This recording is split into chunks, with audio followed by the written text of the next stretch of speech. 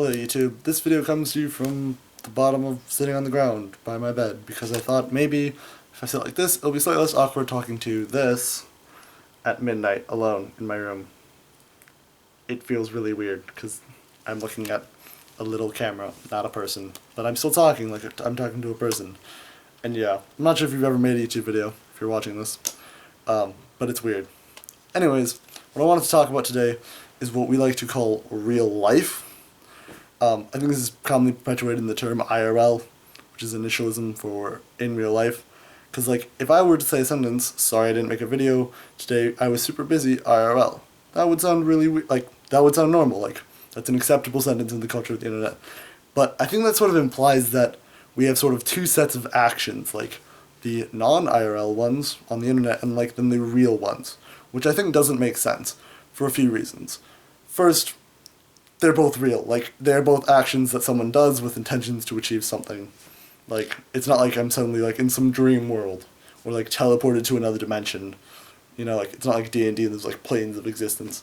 Second of all, I think on the internet, there's an argument to be made that your actions are actually more real, or that your interactions between people are more real, because I think the internet strips away a lot of social norms, especially on anonymous sites like 4chan, or on sites where you're not completely identified as who you are, like on YouTube, because it strips away all these social norms and barriers and the ability to be held accountable. So I think you get this really, sometimes disturbing, but very, very raw humanity. And whether or not that is good, I'll discuss maybe in a different video.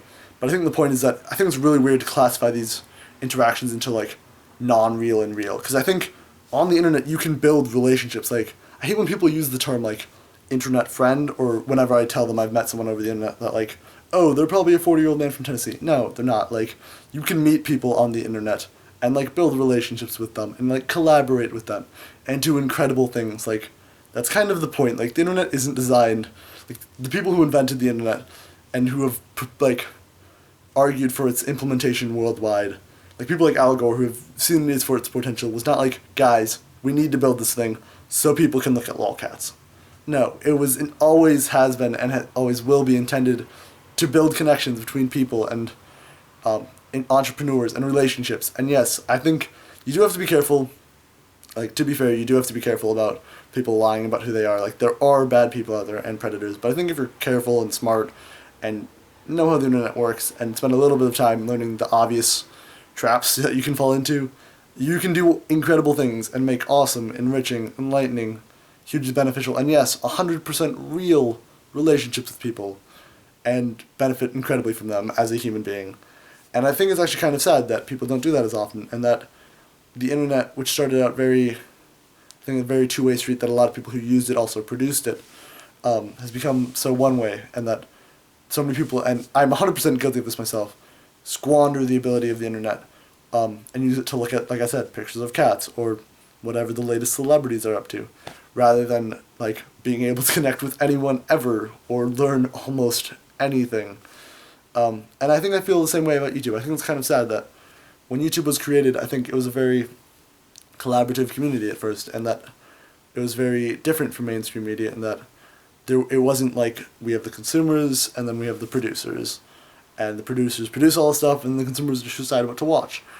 And I think it was very two-way, that it was like a conversation. It was this really interesting community from what I've seen of the past, like the early YouTube, with a lot of collaboration where no one was like a professional YouTuber. Like, everyone was just some guy with a camera or a webcam or like some animation program, and everyone was sort of on the same field. And I think as YouTube has gone on, we've created multiple more and more and more, like, polarization in there, or like the top tier YouTubers, people like PewDiePie or like Rhett and Link, who, like, don't get me wrong, I enjoy their stuff sometimes and I definitely respect them, but they are very much like their career as YouTubing, and they are like celebrities now, and I think most of their fans don't make videos, and so we're sort of on this, like, several tier system where there's, like, the YouTubers and then there's the consumers, and there are people in between who make videos casually or make a video occasionally, and I think that's kind of sad. I think YouTube would be a lot cooler and a lot more interesting if everyone made videos. And I'm not, like, trying to be preachy and saying, like, everyone should make videos, but I think a lot of people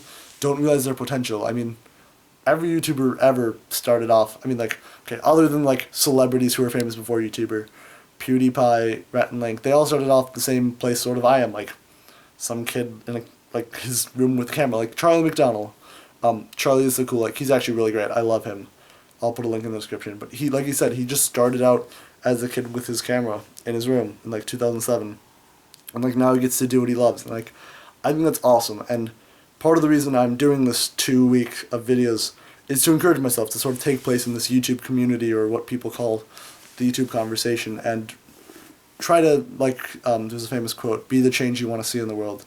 And I think it'd be cool if more people produced videos on YouTube, rather than just watching them. Like, don't get me wrong, there are awesome videos to watch, but I want to hear from more than just the big YouTube producers. I want to hear from the average Joe who just watched a video and thoughts and stuff.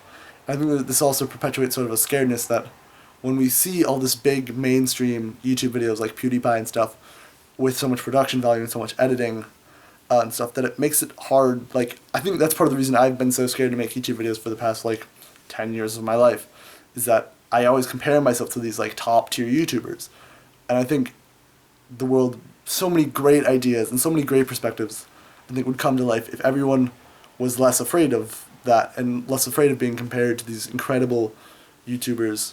I think it's sort of similar with like the Beauty Magazine thing, that's been in the news a lot, where girls like have their body images distorted in beauty magazines, which makes all these girls have unrealistic expectations, which is so untrue. That like, and I'm not trying to, like I said, I'm not trying to shame big YouTubers. Like, they're awesome and they create awesome stuff, but I think we need to realize that like they started out where we are, and like everyone could be a YouTuber. And I think it'd be so cool. I think there's so many people who have good ideas and just don't follow through on them because they're scared of being like shunned or shamed or like getting no views. And so this sort of project to make 2 weeks of videos is just my way of saying, both to myself and trying to like get myself out of this scared trance, and to like saying other people like, you should make a video. Like, it won't be great, it probably won't get 1 million views, but you know, it's better than watching 2 hours of Netflix, because that's probably what I've been doing if I wouldn't have been writing this video and filming it.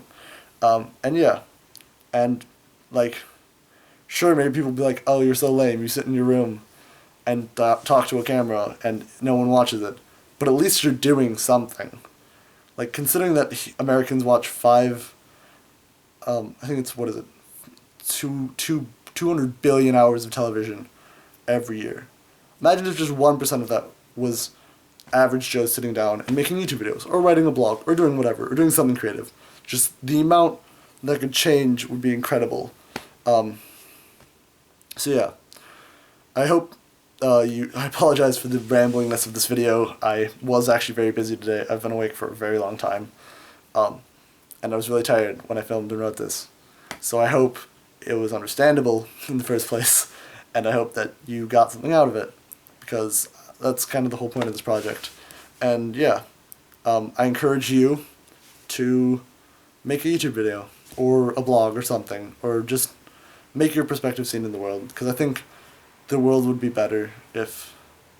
a lot better if more people put their perspectives out there. Thanks.